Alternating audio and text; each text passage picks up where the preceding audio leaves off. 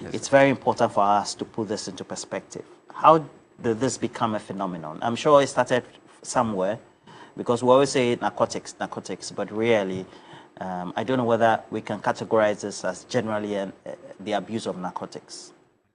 So we are specifically zooming in on the red. That's the red 225. Yeah, but I want us to trace some level of public health history of the abuse, okay, and the behavior pattern leading to the phenomenon we're having now.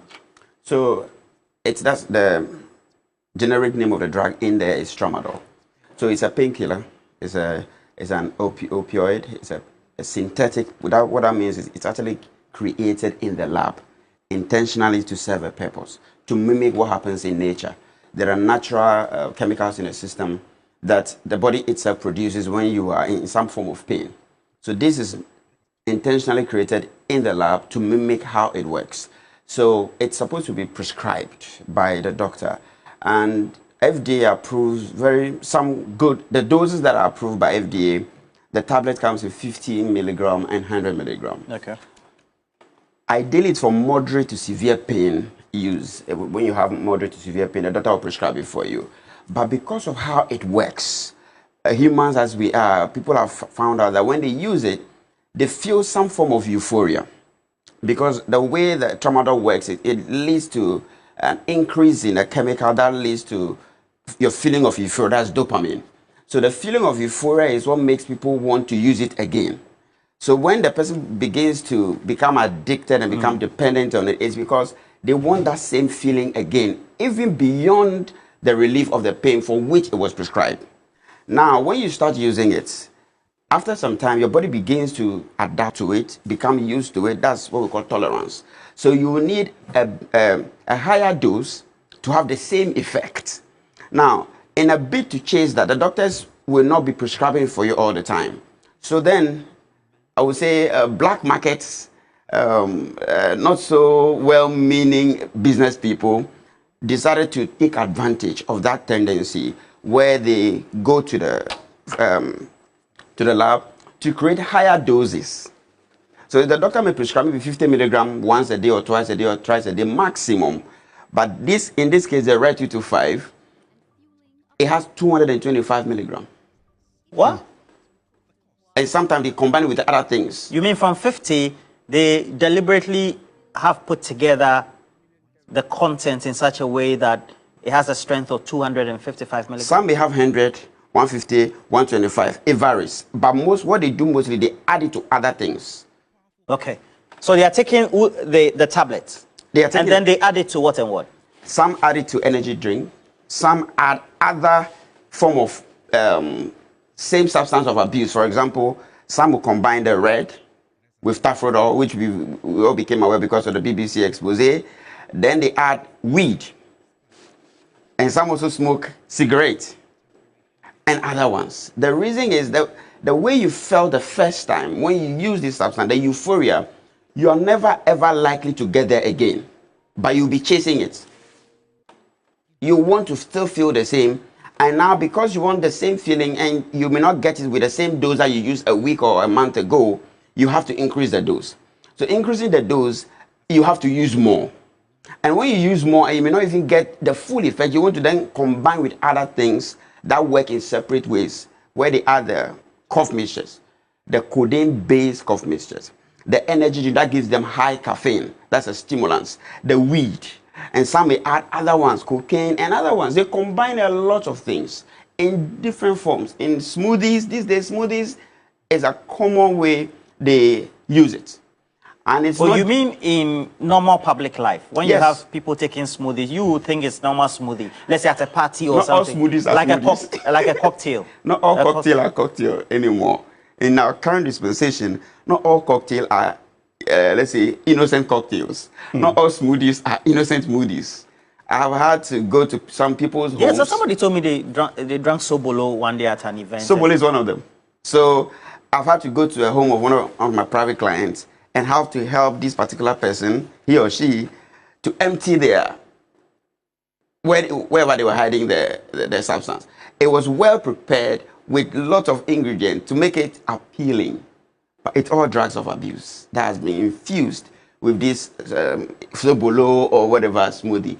So when they start using, some people start using it genuinely, say among health workers or elderly people who are in pain. They may start using the tramadol genuinely, and after some time, when the tolerance sets in, they will need higher doses. So they may keep going to hospital, do hospital shopping, and be begging doctors to prescribe just tramadol for them because they are becoming addicted and dependent on it. And when they realize the doctors are refusing because we know the health implications, then they resort to the black market. And the black market is so welcoming. They have it in all forms, all names, just higher doses and with other combinations. Typically, for example, the tafrodol issue that came up. It is tapentadol, which is the opioid, again synthetic, specifically created for its effect, mixed with carisoprodol, which is a muscle relaxant. Now, this is done to get you hooked on it. And what you need to know, any substance of abuse, someone is making millions and billions of it. Because the use starts... You mean some pharmaceutical agencies, some business people, pharmaceutical agencies, people who are involved in the importation and then the distribution. There's a whole channel, there's a whole gang that goes with it. So it's a business for someone to keep you hooked onto these substances. Somebody is making money off people's addiction. So, Dr. Sadohian, it means that those who tend to import this and want this to become a phenomenon have created a public health crisis, and it's now seeping into normal lifestyle of young people. So it means there's a target group. Can we equate it to the abuse of opioids in the U.S., right? Where they say fentanyl is coming from the borders of Latin America, and Trump is very hard on the abuse and all that. But so it's comparable. Fentanyl is much more potent than tramadol. But the problem we have here is with tramadol. Now there is a target group, and there are quite a lot. The commonest is the manual laborers, and they use it mostly for them to endure hard work, to suppress hunger. Initially, when they start using, that's the reason, because of the euphoria they feel when they take it. It's able somehow make them be able to work harder longer. So that's why they use it. Some men use it to prolong their sexual drive, to prolong their sex. Initially, that's what they start using it for. And then another group of people that may use it are elderly people who are on chronic pain medications. And not just elderly people, but anyone with any medical condition that presents you with chronic pain, they may start using it prescribed by the doctor, and then over the time they enter the black market to start continue using it. Another group may be health workers. Health workers, because they are already exposed to it, they know what it does, and if they have any issue, they quickly reach out to it because of availability, accessibility, and of course affordability. And then criminal groups. Criminal groups have been found to be people who use armed robbers, mostly are found with this tafrodol, timakin, and all that a lot because of the same thing. It makes them endure pain, and it kind of desensitizes their mindset. It makes them not feel pain for the other person. Now, when anybody is addicted to any drug of abuse, you are always looking for something new. Whether the substance of abuse or behavior of abuse, an addictive behavior, you're always looking for the novelty, the unique, something different. So you might start with, say, a low dose. When tolerance sets in, you start increasing the dose. But at a certain point, you plateau. You don't get what you want, the kick that you want. So you are forced to add on something. That's why they add the energy drink for the caffeine. That's why they add the weed, that's the cannabis, for another effect. That's why they add something on and keep adding. And some people, they combine different opioids, working different ways. Like they combine the red with tafrodol. They add the codeine-based cough mixture to it. They add the energy drink, which is the booster. Then they add weed. All this can be made in a cocktail. One sip, you have all these chemicals going down your system. And it has short-term and long-term severe negative effects on you. Now, most people who start this, nobody starts using any drug to become a junkie. Nobody starts to become a junkie. You mean the intention was not? Has never been to become a junkie. You see the way they look slow when they are slow like that, or what they are doing, is because of how the opioid works. It's sedating. It causes drowsiness. Higher doses is when you begin to see those effects. So if it's prescribed to any patient in the hospital, you will not see anybody behave like that. because you can take it during the daytime and still work perfectly. But when you're taking higher doses because of tolerance, you need higher doses to have the same effect. That's when the sedating effect kicks in very badly. But you'll be surprised that even though they are having that effect, which is negative in your sight, they still go back using it. Why? That is where it starts with impulsive use and then continues to compulsive use. Compulsive means you have to use it to be able to act semi-normal, to be able to do whatever it is you want to do. So if they don't use it, the reason why they keep going back is because of what we call withdrawal side effect. The withdrawal effect is the opposite of what you get when you take it.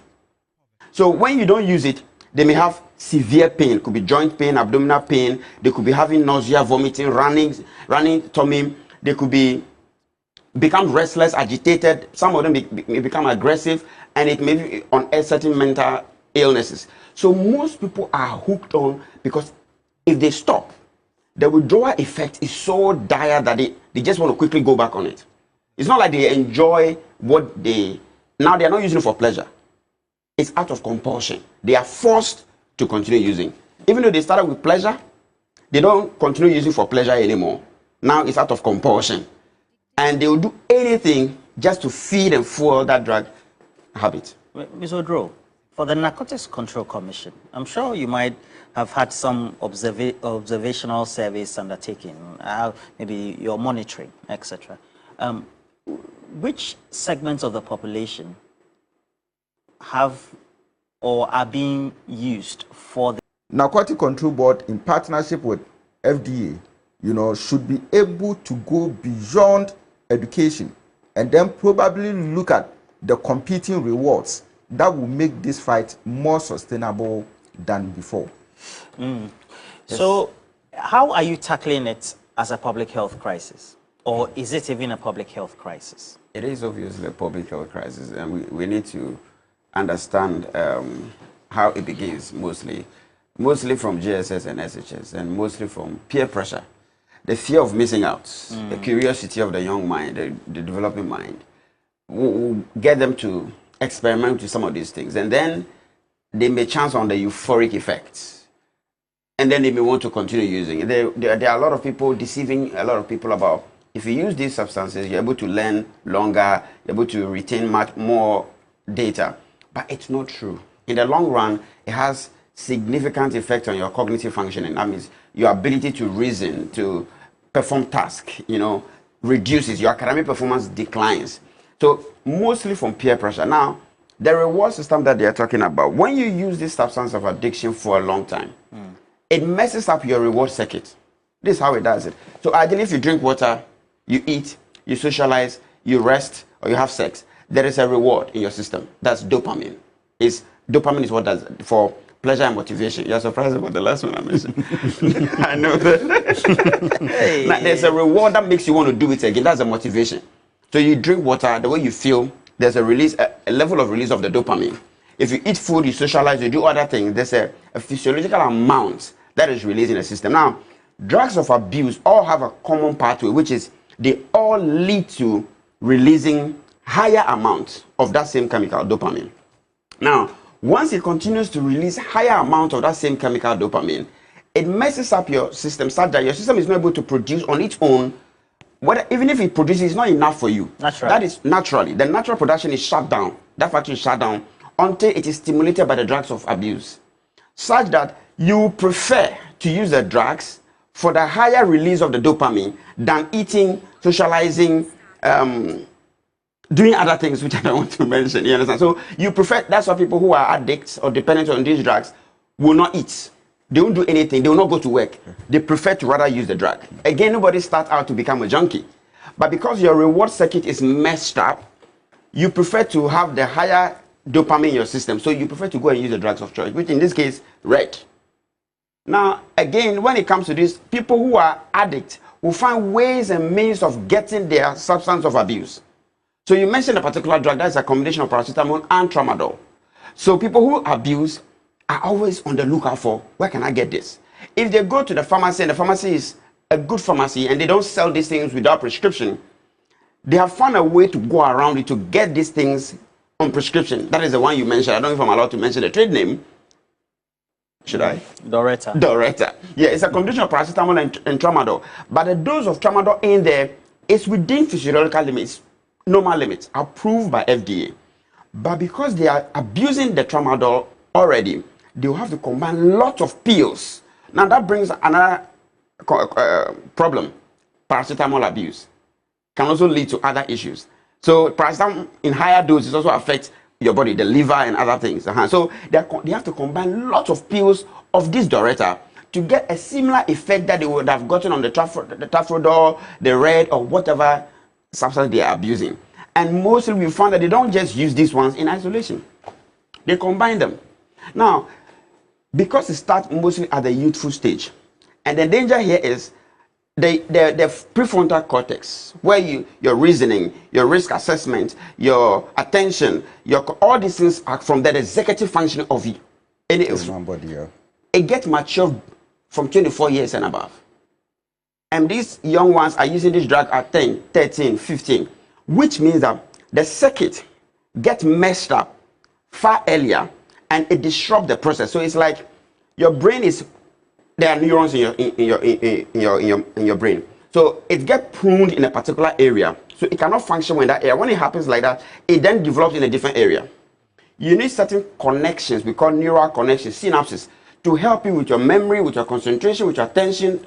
That's what makes you function normally as a human being. All these things get messed up when you start using these substances of abuse. So it affects their cognitive function. Yes. So they become unproductive later in life. Your productivity dwindles a lot. Your academic, so parents will have a lot of early signs that they should be able to pick up. Like, if your child begins to become secretive, if your child is now putting up certain behavioral patterns that is not usual of the child, maybe becoming easily angry, secretive, no more wanting to socialize, come out among people.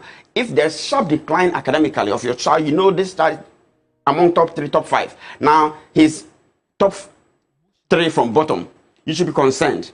If your child is not taking care of their physical look, you should be concerned. You should suspect that something is, if they're beginning to hang out with new people, they are hanging out late and coming late nights, they are almost always on their phone, social media, you should be concerned. And it's also important, like Mr. Odro is saying, beyond the education in the classrooms, the parents also need to know these things. And they also need to know how badly it affects these children. Their cognitive function, their academic performance, their social life, all this is affected because once the reward circuit is messed up, you don't want to bath, you don't want to eat, you don't want to socialize because those don't give you pleasure anymore. Only the drugs give you pleasure. So that's what you seek after. And you even want to drop out of school just to follow red. So right now, how do you, as a public health system, how are you dealing with those who are abusing the combinations? Because right now I cannot say it's okay, so I am at the clinical level. Yeah. So for example, people who abuse it, when they become addicted. Now addiction now is recognized as a chronic brain disorder. So it's a disease. It's not like you choose to. When two people can abuse a substance of abuse, one person may be able to stop. The other person may not just really be able to stop because addiction now is known to be genetic 50%. So two people may be taking alcohol. One person may be a social drinker, maybe a weekend warrior, but another person cannot put down the glass when they start because of the genetic weekend warrior. That means they take only during the weekends, Friday, Saturday, and Sunday, and they don't drink Monday to Friday. So because of the genetic predisposition. So you notice in families, most of my clients that I see, there's a family pattern. The mother or the father or the uncle or somebody in the family was addicted to mostly the commonest in the past. Like he said, the natural pattern that we knew is changing. But in the past, it used to be alcohol and then weed. It used to be people smoking weed. Now they eat weed, like he said. And the eating is even more dangerous. Because when you eat the weed in the eatable, the eateries, you will not have the immediate effect from the same as when you smoke it. So you are tended to take more. Because you take 3 to 4 hours for it to feel the effect. But smoking few minutes, few seconds, you get it. So because you've not felt how you wanted to feel, you are forced to take more. Then you overdose. Because you didn't know what you were taking was going to work after 2-3 hours. You understand? So the parents also need to know how it affects the children. They have to be able to detect early signs in their children. And not just, and most of these days, parents are not even available. They are busy, and children now get more of their training from their peers, from social media. So that's how these things are missed. And once the reward circuit is messed up, it becomes a problem. Now, when they come to the clinical level, what do? Of course, we know it's a disease.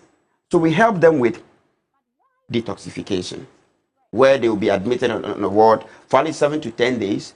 And the ideal practice is from detoxification phase, they go straight into a residential rehabilitation facility. Ideally. Or maybe an OPD version of the rehabilitation. Because the person needs to be Why? Because now, activities of daily living are all given up in preference to the drug.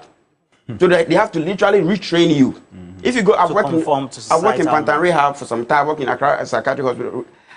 When you see the people who are dependent on these drugs of abuse, multiple of them, they literally have to now retrain them when to wake up, when to bath, how to keep your surroundings clean. Because when they are in use, they don't care about their surroundings. They are reckless in their behavior, sexually disinhibited, behavioral aggressive. They don't care. They will do criminal activities. Is common among this group because they need to get the drug. They don't care if they have to steal from you, kill you, maim you, just so that they get the next day. That most people who do this Kwashi boys and all that, those who are doing things on the road, where they pretend they are actually mending the road, no, they are just looking for ways to get money for their next shots.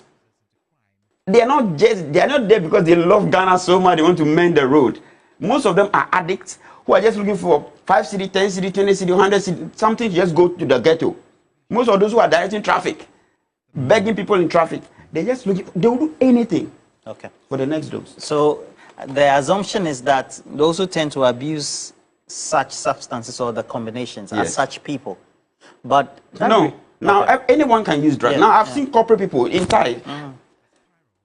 Again, what's the difference then? The pattern is this. For example, let's start with alcohol.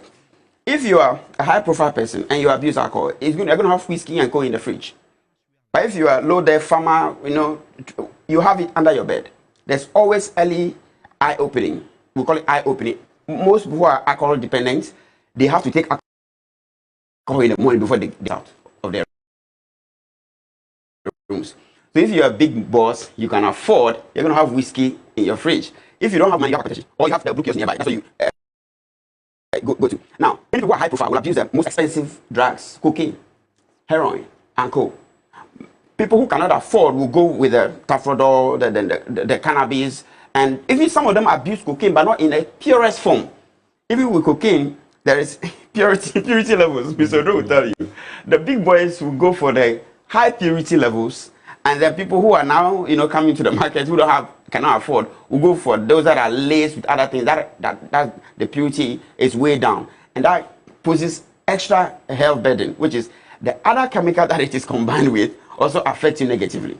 So drug offer is not just for the ghettos anymore. People in offices, high profile people, big people who are mentors, supposed to be people we are supposed to look up to, abusing drugs as well. And most of these people need help too. Okay. So now, what's the way forward now? That's the cause of now. You were saying something. So I'll do a great disservice if I don't get this link out clear. First of all, there's no one amongst all four of us, and none of us here is immune to mental illness or mental disorders. Addiction is now recognized as a mental disorder. It's a chronic brain disorder. And most the people who are addicted, there is 50% genetic reasons why, which means it's no more like a moral failure. Just that you can't control yourself when we're having a drink or you took one tablet of this and that. There are people that you prescribe tramadol for, genuinely in the hospital, then they tip into iatrogenic addiction where, take this for 2, 3, 4, 5 days. Before you know it, they are on it for the next 5 years because they just couldn't find themselves to stop. There are other people also, when they have it, they have what we call, instead of euphoria, they have dysphoria. So those ones will stop it immediately because they are reacting to the tramadol. So they look, I don't like this one. Don't give me this one again. But there are other people who will like, I like what you gave me. Give me just that one. So there's a link between mental illness or mental disorders and drug abuse. Now, most people use these drugs as a negative or wrong way to cope with symptoms of mental illnesses. Mood disorders is number one. Depression, anxiety. Most people are going through a lot in their life, privately and publicly, that they use these drugs to just give them a kick. Just like people drink alcohol because they supposedly want to forget about their sorrows, most of these young guys are going through a lot. There are people who are going through, aside depression and anxiety, who are going through post-traumatic stress disorder or acute stress disorder or acute stress reaction, where they go through something very traumatizing. Key among them is sexual abuse, physical abuse, or something from the workplace. And they use these drugs to wrongly cope. There are lots of partners, people, marriages and whatever, who are known when they close from work, they don't go home. They go somewhere to take something just because maybe what they're going to meet at home, they may not like it. So there's a link between mental disorders and the drug offense. So most people use it wrong. And also another group that is highly predisposed to using it is people with ADHD. Attention, and we are diagnosing a lot of them now in the older generation. Ideally, if proper screening is done at the school level, where the teachers are able to pick it up quickly, a lot can be done at that young level. Where the attention span is short? Yes, because the academic performance may be dwindling and they may just be tagged as Wabong, his dull and all that, but that may not be the case. They be just so there are a lot of issues that make people want to use mental disorders, and the drugs of abuse also can predispose you to having mental disorders. It can actually worsen the mental disorder. So there are a lot of reasons why people may. Now the treatment. My senior man was talking about going to see private doctors, and yes, that would be. You mean Dr. Tutu Buahin? Dr. Tutu Buahin was saying that they need to go and see, but we don't want to do that. That still promotes stigma. The service now, mental health care service, is not being decentralized. That's how Kolebu now has a ward. It used not to be so. We don't want people to just keep walking to maybe Accra Academy Hospital alone or Pantine or Ankafu alone. Whichever district hospital you are, you should be able to walk to the mental health unit and get help. Addiction is a disease just like any chronic medical condition like SLE, hypertension, diabetes, asthma. That is how we want to destigmatize it. And the message is no one is immune to mental disorders. So if somebody is addicted to substances, you are not better than that person. Because it's a very slippery slope. And you can, and we're also talking about relapse as part of the treatment. True. People may go to rehab centers 3, 4, 5 times before they are able to remain in recovery for long. The fact that they relapse doesn't mean they are not serious in life, they are lazy, and they are not. No, it's not. It's all part of the journey. When there are physical changes in your brain when you are using drugs of abuse, starting from the dopamine I'm talking about, it wires you differently. Your preference for things changes. You wouldn't come to work. You prefer to be in your bed. You go to the ghetto to get the next dose. It's that very complex. And treatment of addiction is very expensive in Ghana. He mentioned 4,000. No, it's not 4,000. It's a minimum of 6,000 and above a month. And for a comprehensive treatment, Pantan does that very well. Pantan rehab, it's at least 6 months. But most of the private rehab centers, people cannot afford to be there for 6 months. So they do a shabby one, a month. And the person thinks, I'm okay to go home now. Well, there is no quick fix. It's not curable, so there's no quick fix. I mean, there's a quick fix for the rehab process that ideally should have been undertaken for a 6 month period. Yes, but it's not ideal because, like he rightly said, it's not curable. You are in recovery. Once you are on the stuff, you are forever in recovery. You keep counting your days. You take it one day at a time. So you need at least the 6 months for behavioral modification, and it's expensive. So the advice is you don't even start at all. Don't touch that substance because it's going to ruin your life. 6,500 plus a month for 6 times 6. Take that from your salary, that of your father or mother, and that is quite an amount. And that is just for being there. And then there are other we have dual diagnosis where the individual is not only addicted to substances but may also have a mental disorder underlying or precipitated by the drugs of use. That also complicates the issue.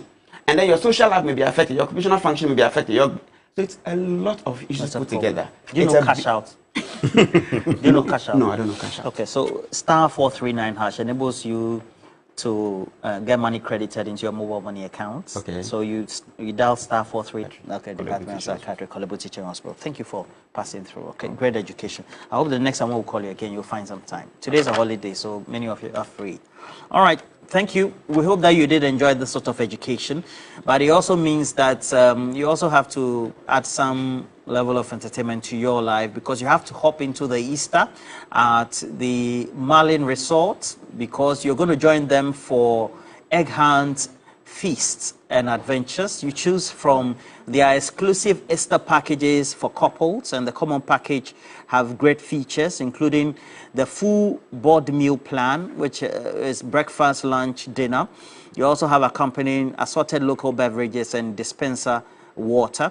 Breakfast accompanied by soothing morning classical songs. So you're having breakfast and you're listening to Kenny G or something like Kujo Akwabwa or something like that.